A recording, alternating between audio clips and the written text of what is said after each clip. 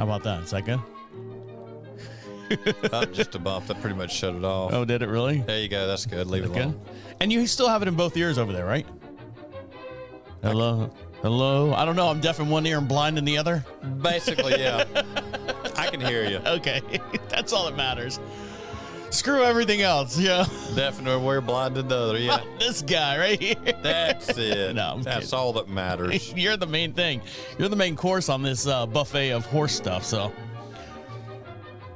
Yeah, Todd thought you were rather entertaining. He said that you really helped make the show. Oh, well, good. Good. That's what he's there for. I'd like to hear that. Keep the pace moving. Yeah. Normally I don't hear anything. And now for something special. The unit is self-contained with its own saddler, farrier, wheelwright, and so on. It's a rigorous training dished out who know all there is to know about horses, and it brings results. We take you behind the scenes now to show just some of the interesting aspects of this training. All right, camera's rolling. Yes. Welcome back to Equine Dynamics with Mike Stine, the best podcast to create sounder horses from the ground up.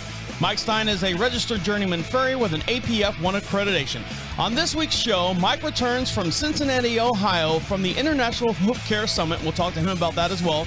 Also on the phone with us, we talk to Mike's farrier apprentice, Ryan Thayer, and also talking terminology, the difference between sound and unsound horses. And what does that mean for you? And all this and much. What? Back up. So what we do here is we go delete. Sorry. We're just screwing with you today, Rewind. Travis. Never get that back in time. That was one of my best openings too, Mike. Yes, it was. It only took one try. All right. It's a rigorous training dished out who know all there is to know about horses, and it brings results. We take you behind the scenes now to show just some of the interesting aspects of this training.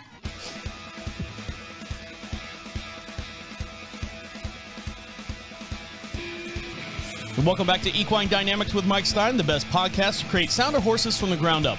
Mike Stine is a registered journeyman farrier with an APF 1 accreditation. On this week's show, Mike returns all the way from Cincinnati, Ohio from the International Hoof Care Summit. We're going to talk about that with him. And also, we talk to Mike's farrier apprentice, Ryan Thayer, on the phone. All this and much, much more will be discussed here on Equine Dynamics with Mike Stine. And over to my far right side is Mike Stine. How are you? I'm doing good. How are you? And how are you, Ryan? No, Ryan's not on the phone yet. Ryan's not on the phone yet. No. Well, we bring back next segment. Next segment. Okay. So how are you, Mike? I am doing okay. Well, you look a little relaxed. You looked at ease. You look like you went on a little vacation. Was it a vacation? Because you just came back from the International Hoof Care Summit over in Cincinnati. Now, right. did you drive to Cincinnati or did you fly there? I took the Big Bird. Did you really? Big Bird. That's fancy flying for you. Fancy flying, yes. Did you put on your wingtips and everything to get on the plane? I did. I always wear wingtips when I fly. So was it just you or who all went out of your compound over there at the Mike Stine Farrier? I went. Mm-hmm. Ryan, who has been apprenticing with me, went. The one that we're going to talk to next segment. We're going to talk to with, and other farriers I've worked with, and a whole lot of new friends and a whole lot of old friends and people from around the world. So here's the most important question that I want to ask since you've gotten back. Right. Where's my hat? Where's my hat? It's on order. That's all I said is I wanted a hat or a shirt or something that said, International Hoof Care. And Mike brings me a flyer of one of the people that were out there, which is great. They did not give us hats this year. No. They did not give us 20th anniversary Hoof Care Summit hats. I don't know. Who's in charge of that joint over there? I don't know. We need to talk to them. Yeah. They need to have some merchandise or gear. Were they actually, I'm sorry, I was kidding about the hat and everything, but were they actually selling like merchandise saying, 20th anniversary or, 20 years and running? That would have been it. We got a hoodie with 20th anniversary on it. I mean, whoever the marketing person is over there, that would have been awesome slogan. 20 years and running because of horses and farriers. Right. That would have been great. That would have been great. Yes. Genius. We'll save it for next year, right? Send them my way. We'll do 21st and running next year. So, great turnout, I'm assuming. Yes. Lots of people, lots of food. I know we were talking about food and everything. There was food. There was friends. There was fellowship. There was meeting new people. There was a lot of talking with companies, reps. There were a lot of great lectures. They have some of the best talents and minds from around the world. And you caught up with a lot of friends that you haven't seen in a long time, and some new friends that you were talking to through like social media and stuff that came from overseas. You said you were talking to a couple or some people from the Netherlands. Is that right? From Norway. Sorry. Well, the ones I've been speaking with from Norway, they were in a lecture that I did there in 2020. And, of course, the 21 one was canceled. The 22 one, because of my business, I ended up not going to, and this is my first one back.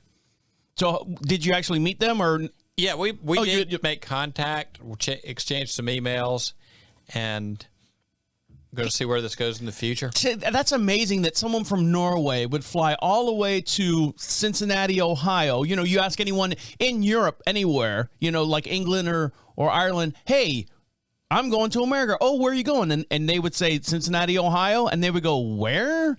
Well, there was a farrier out of Australia that I never did get to meet up with because it was just so many people there from Australia. There was several people came in from Australia. I know that there was someone from New Zealand.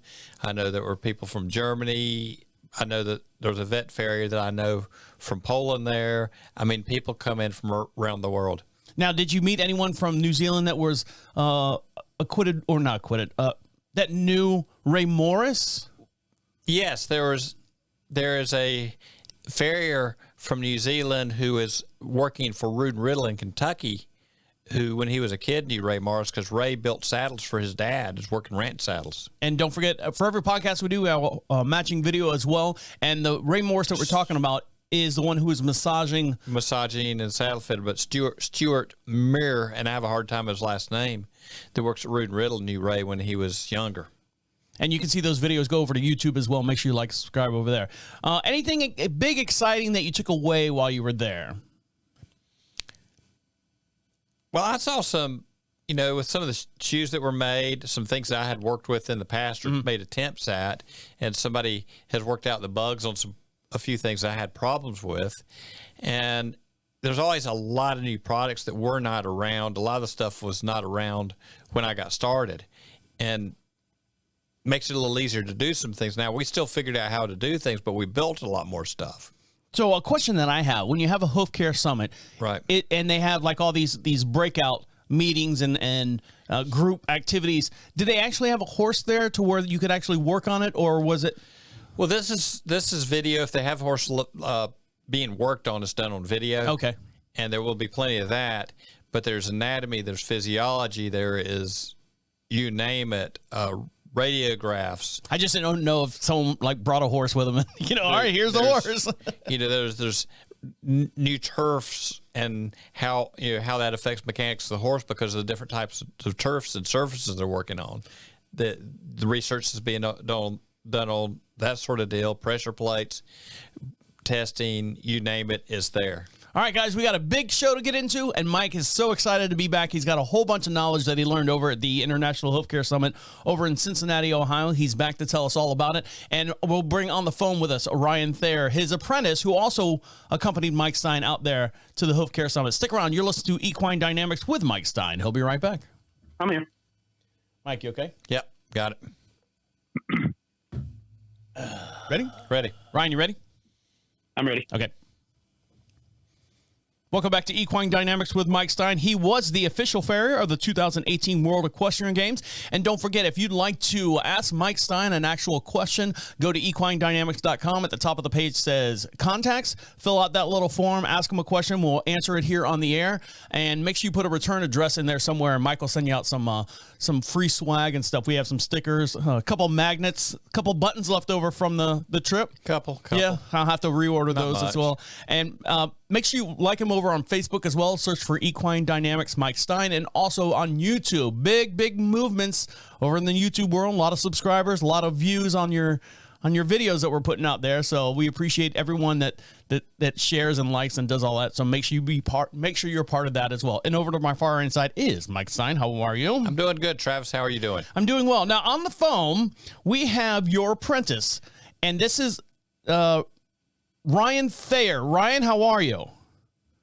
Hey, good morning. I'm doing well. Now, how are you doing? I'm doing all right. Now, tell us how you and Mike got together as far as, well, let's start this way. What made you want to be a farrier? So I grew up in Owensboro, Kentucky. My family had about 6 acres, and we had Tennessee walking horses. I got to grow up riding horses, and I just kind of developed a love for them at an early age. I didn't learn a lot about taking care of their feet. I just learned about feeding them and being around them. I moved to the city to become a nurse, and I went through that, and have met farriers along the way, and kind of decided it might be an interesting career choice. I really love working with horses, and I ended up calling Mike one day and asking him if I could come out and see what it's like. And we kind of hit it off from there. I think it's been about 4 months now. And Mike, how's he doing? He's doing okay. He is. One thing I'll say about Ryan, when I said, look, go start studying anatomy, start digging, start researching, start watching videos. There's information out there that he can get to that was not there as easily when I started. And we've broke, over the last 35 years, we've broken so much new ground, and rethinking has changed.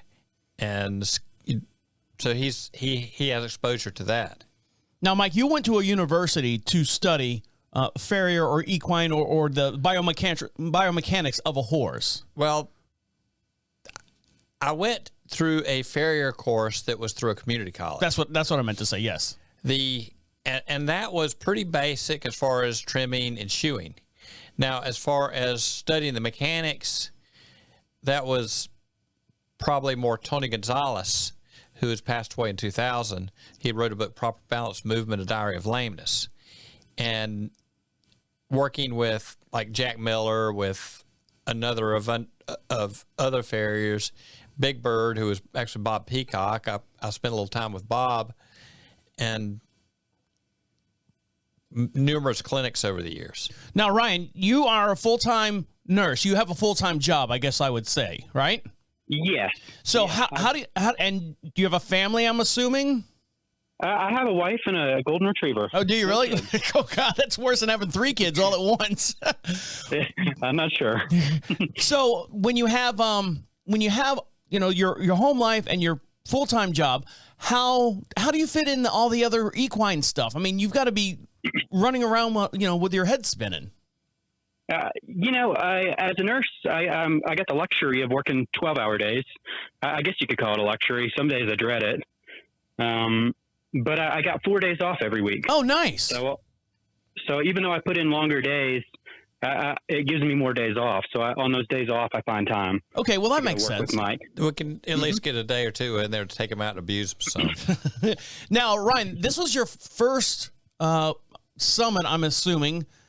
And how did you feel? What was the experience just for you personally? How'd you take it all in? It actually blew my mind. I am very thankful I went. I'm glad Mike encouraged me to go and told me about it. I met so many people. I met a handful of people my age. It was incredible how much information there was. We had, like Mike said earlier, vets from all over the world. They had lots of farriers that have been doing it for 30, 40 years. I sat through on a couple of the courses, which were for new farriers, and I got awesome pointers on how to start up as a new farrier in terms of business and what kind of clients you want. I got to sit through Dr. Ramon Bataya's course. He's a vet from Costa Rica, and he gave awesome lectures on hoof radiology. He broke it down and talked about the applications of different shoes. So the event didn't scare you off. It actually made you encourage you to pursue this even further. I will be honest. The first day I was a little discouraged. I think I talked to a number of people that were telling me how badly injured they got from working on horses. And I'm like, well, is this really worth it? Well, you can get... And about the second day, I'd talked to enough more people, and they had told me different experiences. And even still, the ones who had been hurt still, I guess, I don't know why they continue to do it. Maybe they just love being around horses. But every one of them I've talked to has said they've done it for years and years, and if they had to do it over again, they would have done it. And they love love being a farrier. Well, Being their own boss, being able to be outside, be around horses. Well, one of the first things I asked Mike is, has he driven a nail through his fingers yet? And Mike says, no, not yet. He's bumped him a couple times, but you haven't driven a nail through your finger. Mike, what were you going to say? It's probably the true test of whether I will continue to become a farrier. Exactly. Right. Mike, what were you going to say? You know, and I'll tell you this because I was scared to leave a corporate job for a long time. I did it part-time. And if I look back now, I would have left that job several years earlier. I mean, there's no doubt in my mind. So, Ryan, that's the path you're kind of taking. You're in a nurse. You've got this passion that you had, and that's why you became a nurse. And now you're discovering this new passion of being an equine farrier. And so, do you wish you would have come across it earlier, or this is just the nature of how things rolled out? It's kind of interesting. In hindsight, I wish I would have noticed it sooner. It probably would have saved me a lot of heartache through school. At the same time, nursing school has been really good for me. It's matured me a lot. It's pushed me harder than I ever imagined in terms of studying. So I feel like I'm on a level where I'm mature enough to really focus hard and study for things that I want. It's built up my confidence a lot. I think it'll help me in terms of being a farrier because I'm used to working with doctors all the time. So I don't think I'm going to be too intimidated by talking to vets. Yeah, one of the things I mentioned to Mike. Hold on. One of the things that I mentioned to Mike was, you've got this background, this medical background. You would have almost like a step up for those getting into the farrier field for the first time. You've got, you know how blood works, you know how muscles work, you know how tendons work, or you have some kind of knowledge of the actual body and the infrastructure of a human body, and it kind of translates to a horse. So you kind of have like pardon the pun, a leg up in coming into the farrier world. Yeah. I think so. Sitting through some of those courses, like the insulin resistance course for the horses, I was able to apply that almost immediately. A lot of things are different in terms of like therapy and mechanics for a horse. That's not something maybe a physical therapist would have a better grasp at. But it does give me a good start, a good leg up. Mike, what were you going to say? Yeah, I think as time goes, the training that he's had to be a nurse is going to carry over more than he thinks. Well, I agree. I think nursing is a good step, and not that anyone can do it, but it just gives you a little bit of leg up. All right, guys, we're gonna take a short little break and come back, and I'm gonna have Mike quiz Ryan on what he might have learned and what he saw while he was out at the horse summit. Stick around. You're listening to Equine Dynamics with Mike Stine. He'll be right back. Are you on a time schedule or anything? I'm all right. Okay. I got another 45 minutes or an hour.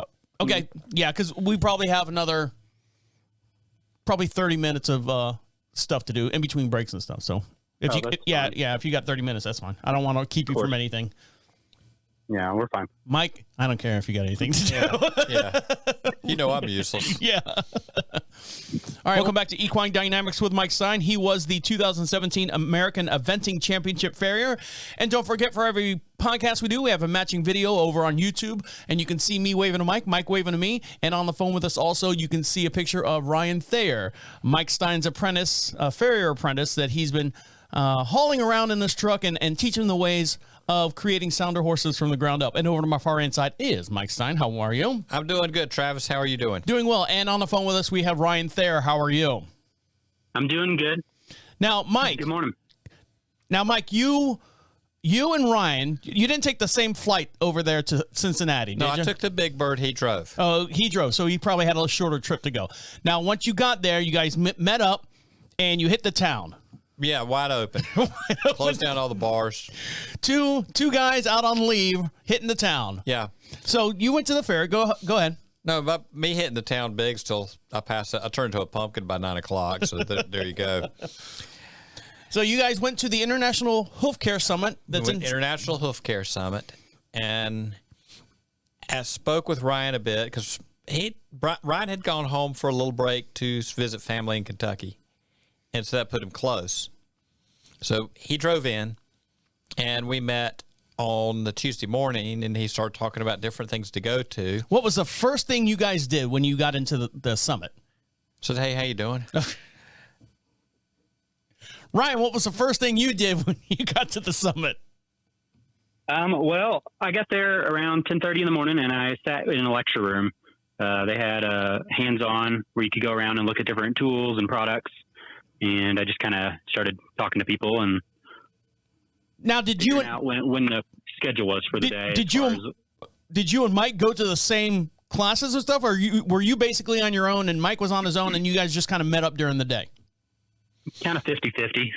Yeah, there was a couple classes I sat in the back of the classroom a bit that Ryan was in.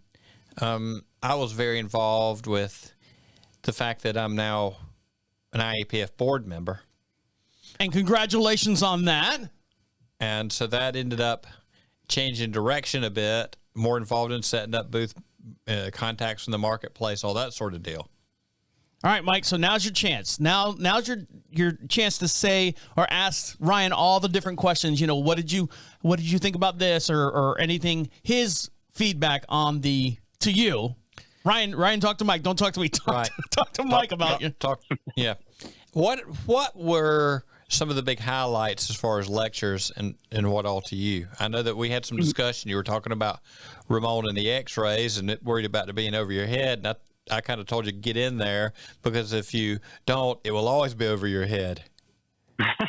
Yeah. Well, it was good to get exposure to it. Right. I took a lot of notes. It's something I can go back and look over and study and kind of get a better grasp on the radiology. And I really liked the Bernie Chapman Memorial Lecture where they talked about the heart bars and the application. And they even went on to go ahead and say that if the heart bar is not applied properly, it can even cause harm to the horse. So I think it was good to know that because I think heart bars are used a lot in the industry.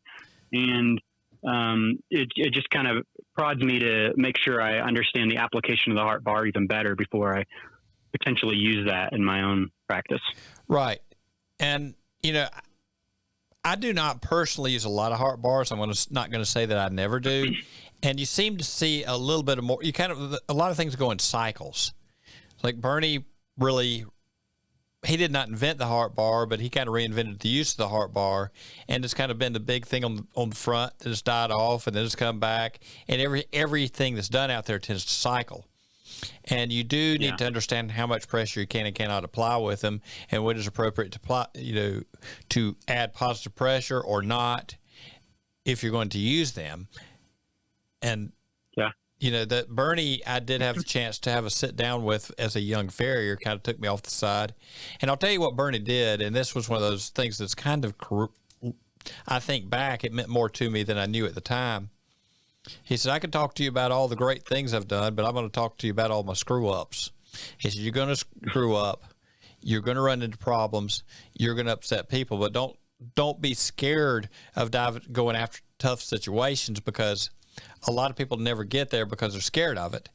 And figuring out situations and figuring out how to work around it is what's really going to be your biggest teacher. Horses will teach you more than anything in this business. So, Ryan, that brings up a question for me. Being that you're fresh and getting a new start or just starting out becoming a farrier, what's the biggest thing that scares you? For me personally, if I was going into the farrier business, and I've known Mike for many years now, and I've seen him work on different horses, from just I hate to use this term, the nags that are out there, the lawnmowers that are out there, to horses that are million tenfold over dollar horses valued at.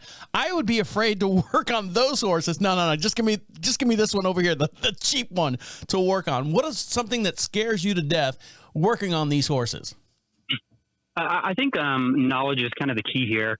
As a nurse, I work on human life, so it's I can't value a horse's value over a human's life. I understand that. Yeah. So in terms of the horse, I understand if you're working on a really high, expensive horse, there's more pressure there. But I think it all kind of comes down to the anatomy and the basics. I'm a little, I don't want to use the word intimidated, but I have a lot to learn in terms of trimming. I think it starts with a proper trim, and then the shoeing is second to that.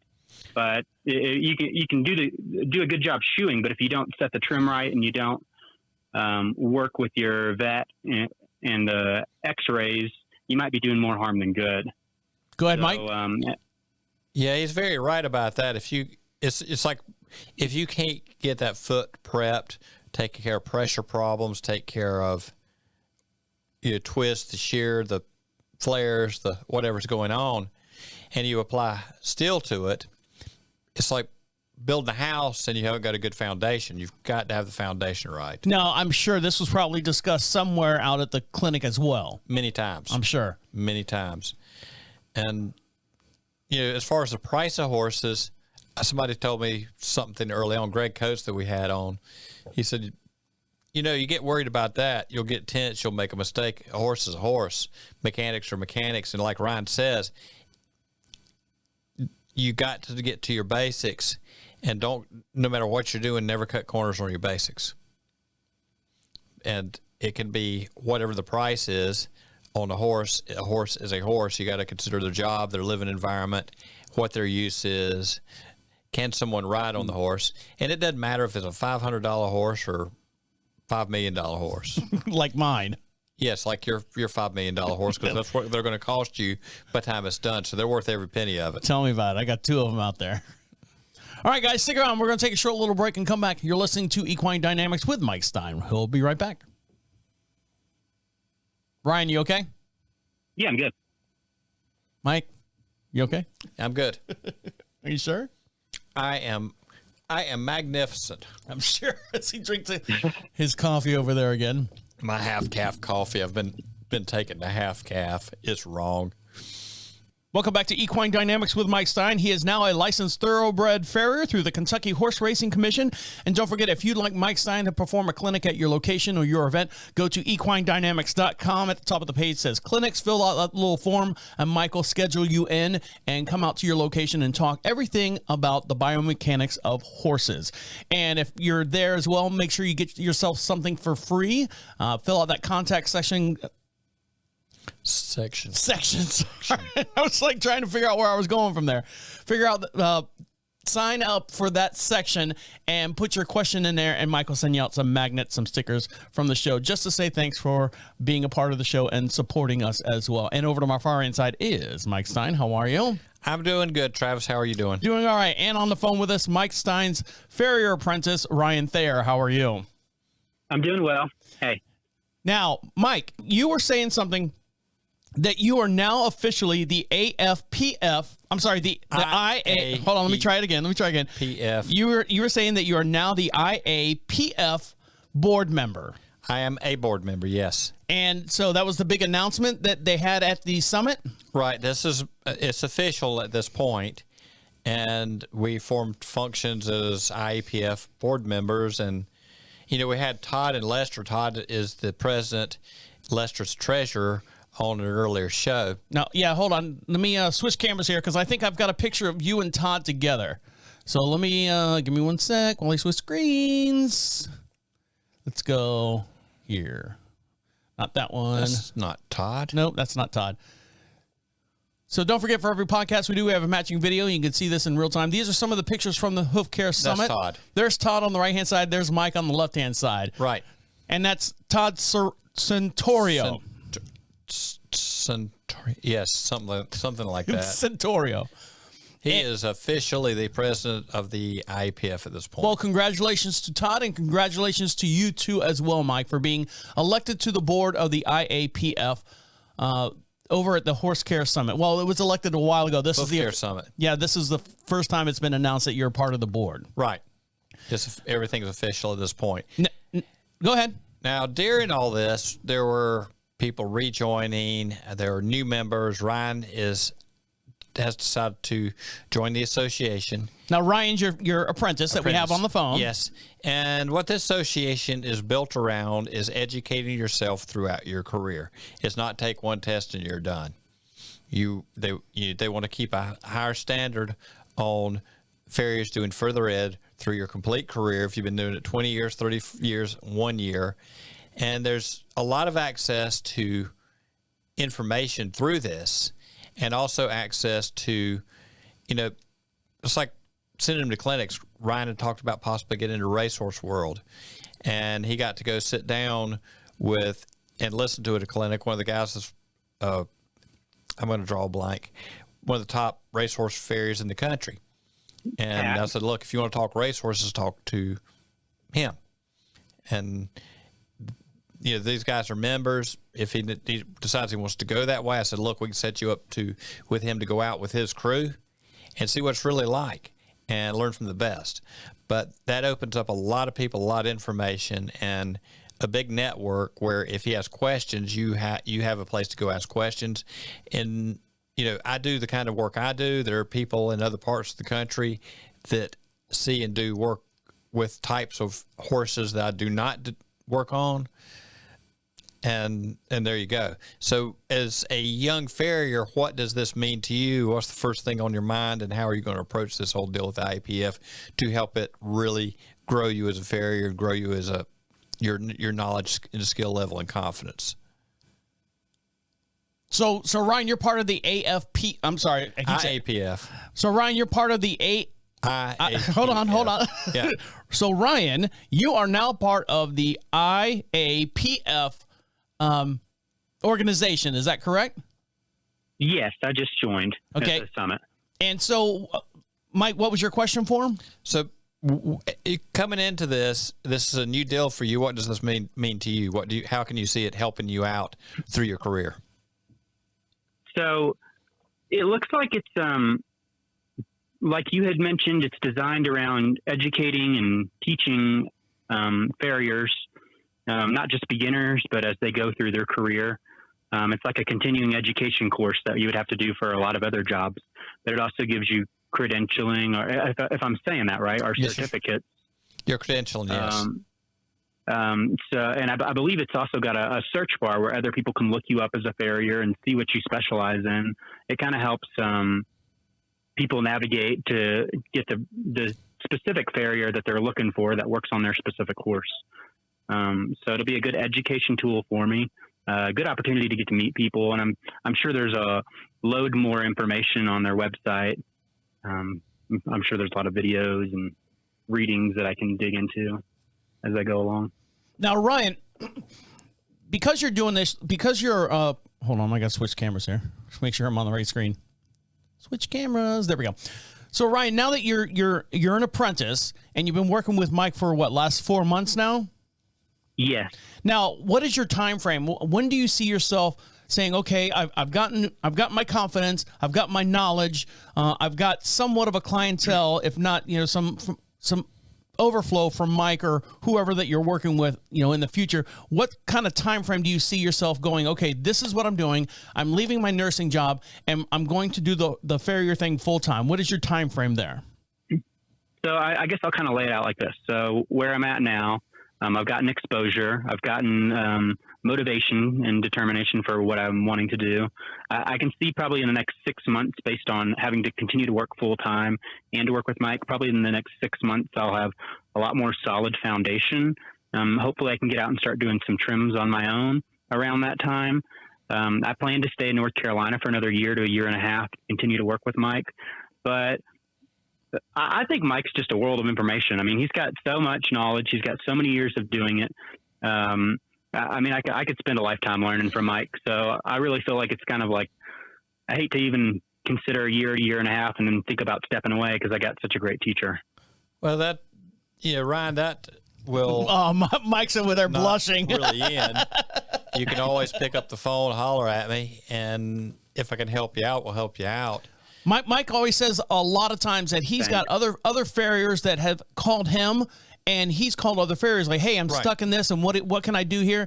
And the way I perceive it is there's no ego. There's no chip on anyone's shoulder. Everyone's out there to help the thing, and their one main focus is keeping these horses upright and keeping them sound, keeping them going. So it's like if you do get into race horses, and like I told you, you went to Pat Broadus' lecture, and you talked to Pat. Pat's one of the top guns out there, in racehorse world. If you have a problem with that, I'm going to send you to Pat. If you have something with a gaited horse issue, there are people out there that I will have spoke with because I had something going on with a gaited horse. I don't work on many gaited horses, but an odd gait pattern. It's like, hey, I'm having a little bit of a tough time working this out. If I look at a 3-day eventer or dressage horse, I live there. I can make really quick decisions. But there are so many avenues of that, and I think that this is probably looking at that, at being a farrier, how many different directions you can go. And I think just listening to Ryan talk and him, he's so enthusiastic about getting into the horse community and starting to do this. I don't see any hesitation for Ryan. He doesn't seem like that, timid as far as like, I don't want to bother Mike. I should know this type of stuff. Am I reading you right on that, Ryan? Yeah, I'm really enjoying learning. Right, and I tell you, it's like my friend Billy Pope. Billy and myself, we go back and forth about once a week on something. He sends me x-rays. I'll ask him, hey, am I thinking stupid or what? He'll tell me I'm thinking stupid right quick, but we've been friends for years, and he's an accomplished farrier. We have some different views on some things, but we bounce off each other. And I've sent some video pictures to people in other countries to get feedback because of what they do. And I know also Ryan is like exposed to the possibility of being a pig trimmer. Is that true, Ryan? You want to trim pigs? I'll be honest with you. I might go wherever the money is, but I'm not sure that's really what I want to do. Start small and work your way up, I guess. That's right. if it's there, I'll take it, but I don't plan to do that. Well, Mike, I mean, you've because you drive around and your number's plastered all over that big boat that you got out there. You've actually had people call you up just to do goat trimmings and stuff. Yes, I have. And I have people call me about a pig every now and then. I've trimmed pigs, but there are people out there that build good businesses around doing exotics, do llamas, do alpacas, do goats, do elephants. I've seen somebody trim an elephant, actually. Oh, yeah. So, and what do you kindly tell those people? Do you direct them in the right direction, or do you just say, I can't do that, or I don't want to say not worth your time, because, you try to help everyone. If somebody calls me, I try to send them in a good direction. If somebody's got wild donkeys that you have to chase around the field 5 times, they end up flipping you upside down and everything else, I tell them to call Ryan. And that's kind of where you were leading to as far as, call Ryan. I just got that. He's hungry. He'll come do it. No, I wouldn't suggest that to him. But that's where you, back to what you were saying as far as, if you've got a gait problem and you don't work on gait horses, you call someone that's a little bit more knowledgeable about gait horses. Right, and I've used that before because, you phone a friend. And then Ryan, if you get into trimming pigs and you're not there, or you're trimming a horse and someone says, "Can you trim this pig?" You have to find out, all right, I can do the basics, but if I get stuck, you need to have that pocket, the card in your pocket of your pig trimmer guy. Hey, pig trimmer guy, whatever his name is. That'd probably help. Yeah, exactly. But there are so many different ways you can go with this. There's a demand out there. You can build a good business purely off of trimming and make a solid living at it, and you can take it whatever direction you need to do. All right, guys, we're going to take one more little break, and we'll let you get back to doing what you got to do. Stick around. You're listening to Equine Dynamics with Mike Stine. We'll be right back. Welcome back to Equine Dynamics with Mike Stine. He is a registered journeyman farrier with an APF 1 accreditation. The best podcast to create sounder horses from the ground up. Don't forget to follow us on YouTube as well. For every podcast we do, we have a matching video. You can see me waving to Mike waving to me. And over to my far hand side is Mike Stine. How are you? I'm doing good. How are you, Travis? Doing all right. And on the phone with us also is Mike Stine's apprentice farrier, Ryan Thayer. How are you? Hey, I'm doing well. All right. So what did we learn today? Mike Stine, you came back from the Cincinnati, Ohio International Hoof Care Summit. What's some of the big takeaways that you had while you were there?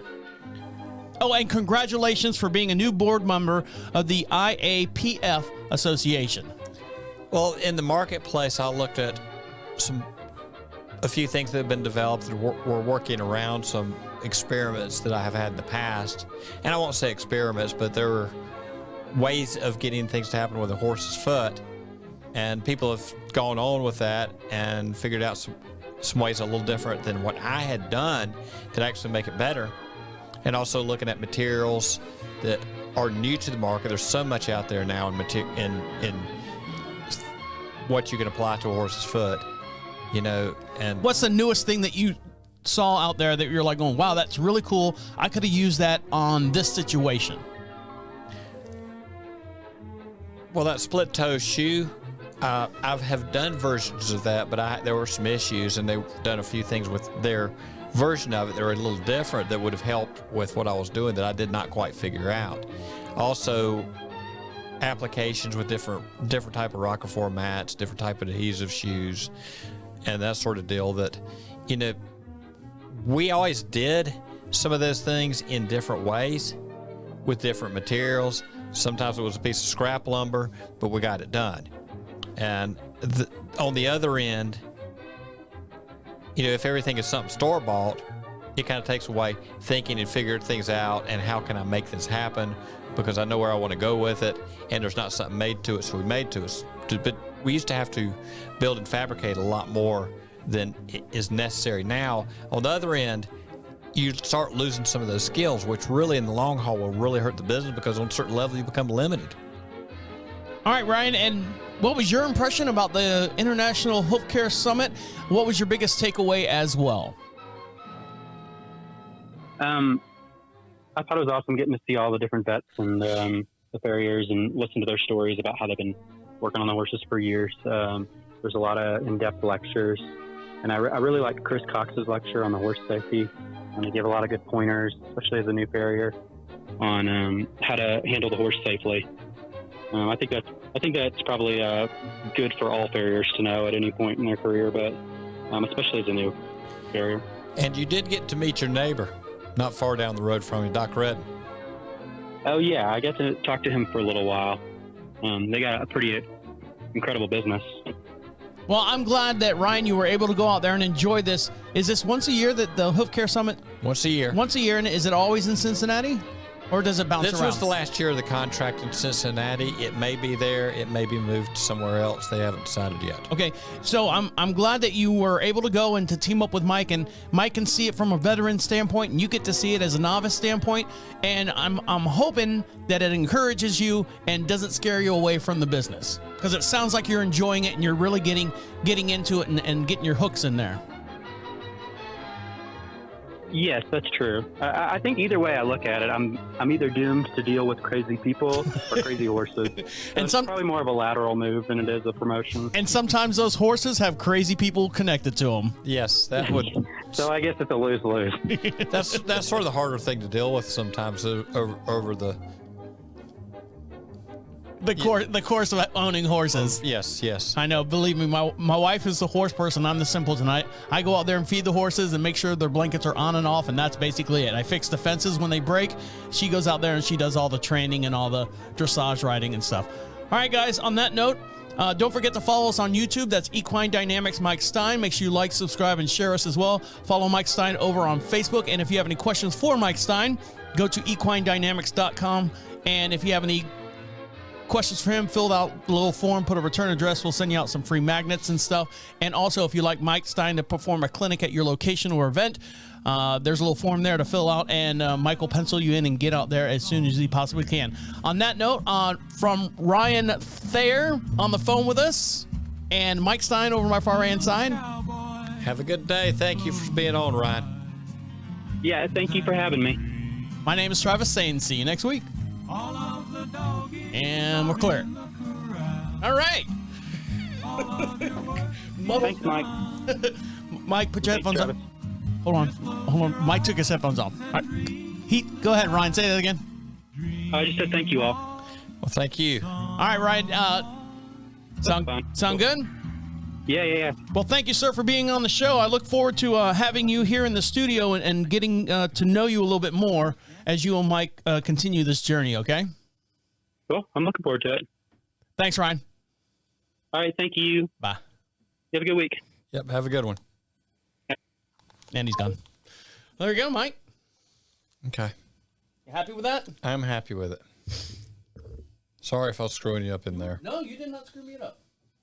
I can. You watch. It's called being a professional, Mike. Yeah. You gotta be a professional.